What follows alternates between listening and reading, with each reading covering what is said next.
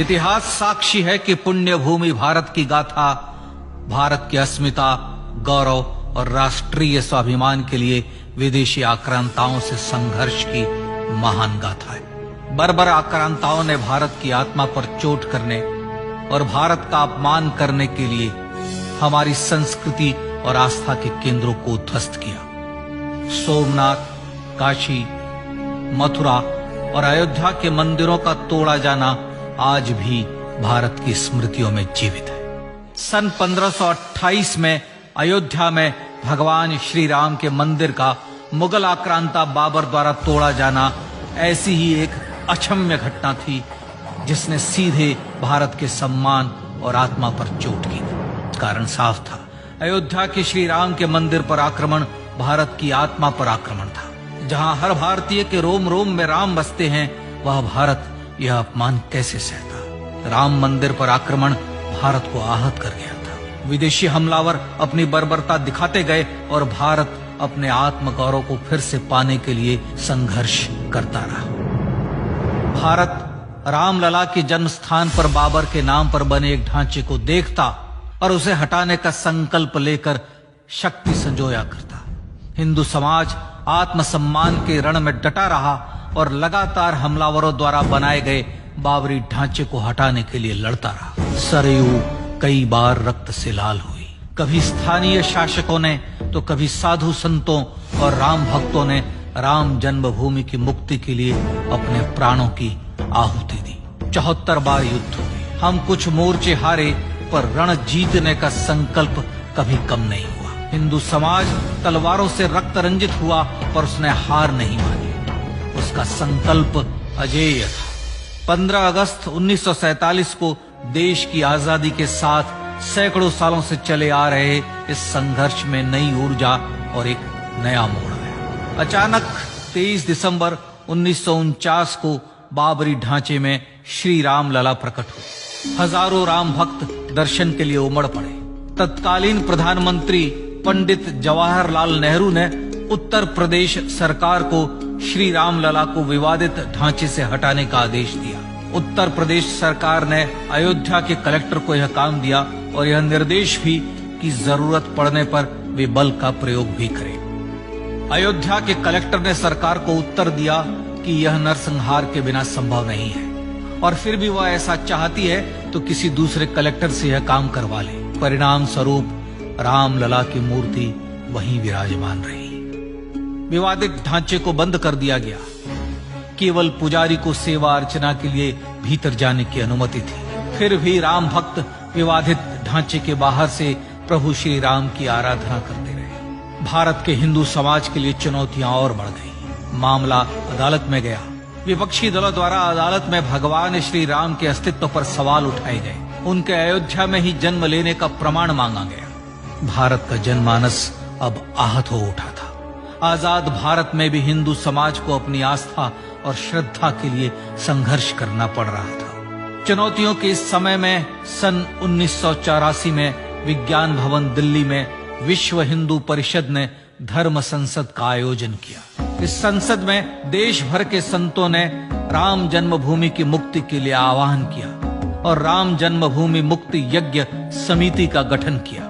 धर्म संसद ने राम जन्मभूमि की मुक्ति और वहां भगवान श्री राम के भव्य मंदिर बनाने के भारत के जनमानस के संकल्प को फिर से दोहराया। विश्व हिंदू परिषद के नेतृत्व में मंदिर निर्माण के लिए पूरे देश में अभूतपूर्व आंदोलन की शुरुआत हुई। श्री राम जन्मस्थली मुक्ति यज्ञ समिति के साथ देश भर में राम जानकी की रथ यात्राएं निकली। राम लीलाओं में राम कथा के माध्यम से भारत का आम जन फिर से जुटा।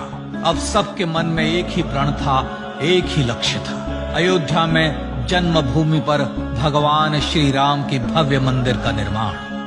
सन 1989 में विश्व हिंदू परिषद द्वारा गांव-गांव से रामशिला पूजन करके अयोध्या भेजी गई। 2,75,000 गांवों से रामशिलाएं अयोध्या पहुंची। भव्य राम मंदिर के शिलान्यास का निर्णय हुआ। पूज्य संत महात्माओं और हिंदू समाज के अन्य प्रमुख नेताओं के निर्णय के अनुसार अनुसूचित जाति के प्रमुख नेता श्री कामेश्वर चौपाल ने 9 नवंबर 1989 को मंदिर निर्माण का पहला पत्थर रखा।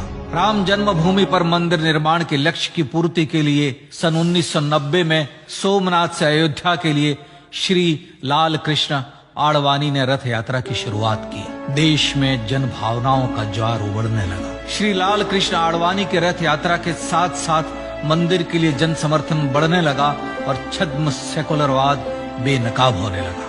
इस जन आंदोलन को रोकने की तमाम कोशिशें हुई, पर सब व्यर्थ हुई। विश्व हिंदू परिषद ने देशवासियों से अयोध्या में जन्मभूमि पर मंदिर निर्माण के लिए 30 अक्टूबर और 1 नवंबर 1990 को कार सेवा का आह्वान किया। परिणाम स्वरूप लाखों राम भक्त कार सेवा के लिए देश के कोने कोने से अयोध्या आए। इससे देश की एकात्मता का विराट दर्शन हुआ। कार सेवकों को रोकने के लिए उत्तर प्रदेश के तत्कालीन मुख्यमंत्री श्री मुलायम सिंह यादव ने अयोध्या में परिंदे को भी पर न मारने देने की घोषणा की। स्थितियां गंभीर हो गई। अयोध्या से 100-100, 200-200 किलोमीटर दूर रेलगाड़ियां रोक दी गई। अयोध्या युद्ध भूमि बना दी गई। मार्ग बंद, रेल बंद, चप्पे चप्पे पर पुलिस। अयोध्या सैनिक छावनी में बदल गई। राम नाम पर ऐसी पाबंदी कि अर्थी ले जा रहे लोगों तक को रोका गया, क्योंकि वे राम नाम सत्य कह रहे थे। लेकिन सैकड़ों किलोमीटर की यात्रा कर कार सेवक अयोध्या पहुंचने लगे। राम के गीत गाते, होठों पर हंसी और पांव में छाले लिए राम काज के लिए राम भक्त देश विदेश से अयोध्या पहुंच ही गए। कार सेवकों पर गोलियां चली। अनेक कार सेवक शहीद हुए। आजाद भारत में जन्मभूमि पर राम मंदिर के लिए कार सेवकों ने फिर एक बार अपना बलिदान दिया, पर कार सेवकों ने विवादित ढांचे पर भगवा फहरा ही दिया और इस तरह कार सेवा सफल हुई। श्री राम जन्मभूमि आंदोलन ने भारत की सुप्त आत्मा को झकझोर कर जगा दिया। विश्व हिंदू परिषद ने फिर एक बार 6 दिसंबर 1992 को कार सेवा का आह्वान किया। राम भक्तों को कार सेवा करने देने के लिए अदालत में प्रार्थना की गई, पर अदालत ने कोई निर्णय नहीं दिया। परिणाम स्वरूप बौद्ध, जैन, सिख, स्वामीनारायण संप्रदाय, गायत्री परिवार, हर पंथ मत विचार के हिंदू एकत्र हो गए। छूत अछूत का भेद मिटा, जाति की पहचान मिटी। हम सब हिंदू, हम सब सिंधु बन गए। राम सिंधु में ज्वार उठा और देखते ही देखते 6 दिसंबर 1992 को श्री राम जन्मभूमि से बाबरी ढांचा सदा के लिए हट गया।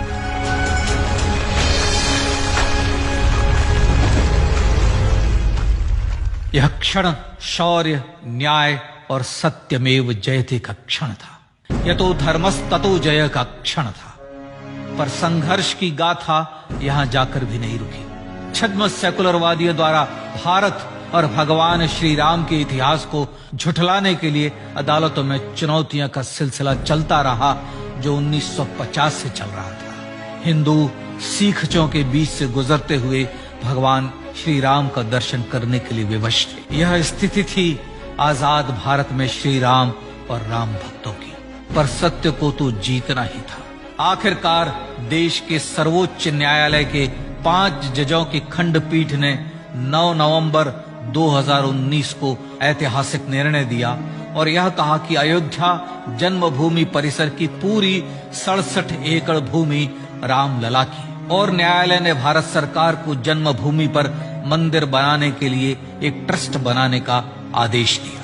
सर्वोच्च न्यायालय के आदेश के अनुसार भारत सरकार ने 5 फरवरी 2020 को श्री राम जन्मभूमि तीर्थ क्षेत्र नाम के ट्रस्ट का गठन किया और राम जन्मभूमि न्यास की भूमि जो सरकार द्वारा अधिग्रहित की गई थी, उसे ही नवनिर्मित न्यास को वापस दे दिया गया। 5 अगस्त 2020 को भारत के प्रधानमंत्री श्री नरेंद्र मोदी ने श्री राम जन्मभूमि तीर्थ क्षेत्र के अध्यक्ष पूज्य महंत नृत्य गोपाल दास, राष्ट्रीय स्वयंसेवक संघ के पूज्य सरसंघ चालक डॉक्टर मोहन भागवत एवं उत्तर प्रदेश के मुख्यमंत्री श्री योगी आदित्यनाथ की उपस्थिति में श्री राम जन्मभूमि पर भगवान श्री राम के भव्य मंदिर के लिए भूमि पूजन कर निर्माण कार्य का शुभारंभ किया। इस तरह लगभग 500 वर्षों से राम जन्मभूमि की मुक्ति के संघर्ष का पटाक्षेप हुआ। अपने आत्मसम्मान और राष्ट्रीय अस्मिता के लिए इतना लंबा संघर्ष विश्व के इतिहास में बेजोड़ है। श्री राम भारत की आत्मा, भारत की परिभाषा, हमारे राष्ट्रीय आदर्शों और जीवन मूल्यों के प्रतिनिधि मर्यादा पुरुषोत्तम हैं, जो हर हिंदू के होठों पर जन्म से मृत्यु तक रहे। बस यही हर हृदय में प्रार्थना होती है। राम भारतीय राष्ट्रीय स्वाभिमान और आसेतु हिमालय से समुद्र पर्यंत तक जन जन को एकात्मता के बंधन में बांधने वाले रक्षा सूत्र है। अयोध्या स्थित श्री राम जन्मभूमि पर बाबर का हमला वास्तव में भारत के स्वाभिमान और राष्ट्रीयता पर हमला था। प्रधानमंत्री श्री नरेंद्र मोदी द्वारा श्री राम जन्मभूमि पर राम मंदिर का पुनः निर्माण न केवल बाबरी मानसिकता का पराभव है, बल्कि संपन्न, सुखी, सुसंस्कृत, सर्वशक्ति संपन्न स्वराष्ट्र का सूर्योदय भी है। यह उस राम राज्य की दिशा में वह कदम है जिसकी अभिलाषा राज राजेंद्र चोल, कृष्णदेव राय, छत्रपति शिवाजी महाराज से लेकर महात्मा गांधी तक ने की थी। अयोध्या में जन्मभूमि पर भगवान श्री राम का मंदिर न सिर्फ राष्ट्रीय गौरव होगा, बल्कि वह श्री राम के आदर्शों का राष्ट्र मंदिर होगा। अब वह महान संकल्प पूरा होने जा रहा है। आइए इस राम यज्ञ, राष्ट्र यज्ञ में जिन ज्ञात और अज्ञात भारतीयों ने अपनी आत्माहुति दी है, उनका पुण्य स्मरण कर उन्हें श्रद्धांजलि दी।